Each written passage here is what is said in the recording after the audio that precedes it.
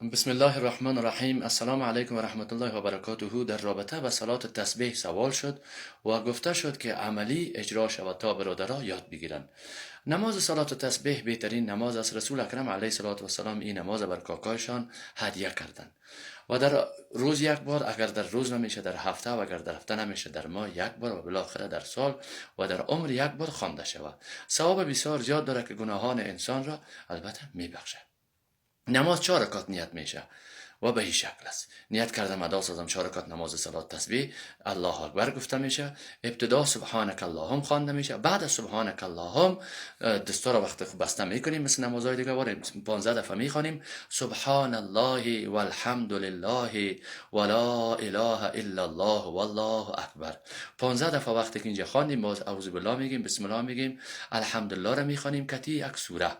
باز از یک سوره را خواندیم کت الحمدلله، باز اینجا میخوانیم 10 بار سبحان الله والحمد لله ولا اله الا الله والله اکبر. باز چی میگیم؟ تکبیر میگیم، میریم در رکوع.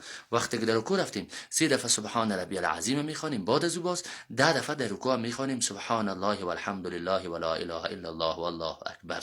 باز سمع الله لمن حمیده ربنا لك الحمد میگیم.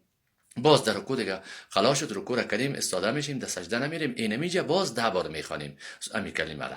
باز 10 دفعه خواندیم، باز الله اکبر میگیم، میریم در سجده.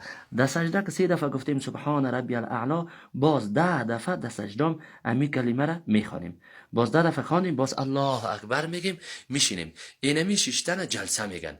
اینمیجا در بین 2 سجده که به نام جلسه یاد میشه 10 دفعه باز میخوانیم سبحان الله والحمد لله ولا اله الا الله والله اکبر. باز میگیم الله اکبر، میریم در سجده. 3 دفعه که سبحان ربی الاعلی را گفتیم، 10 دفعه باز امی کلمه را میخوانیم. از این خلاص شدیم، باز میگیم الله اکبر، استاده میشیم. که استاده شدیم ابتدا باز 15 دفعه مثل رکعت اول این میجه کلمه را میخوانیم.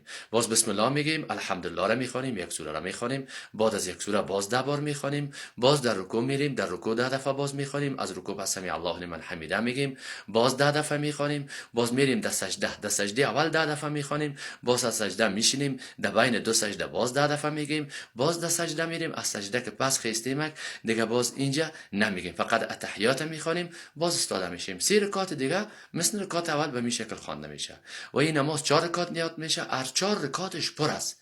پر به چی مانه؟ یعنی الحمدلله کت یک سوره خوانده میشه. این نماز کوشش کنین که بخوانین، علل خصوص در ماه مبارک رمضان، چون در این ماه نفلش برابر به ثوابهای غیر ماهای دیگه پیش الله تبارک و تعالی درجه و مقام داره.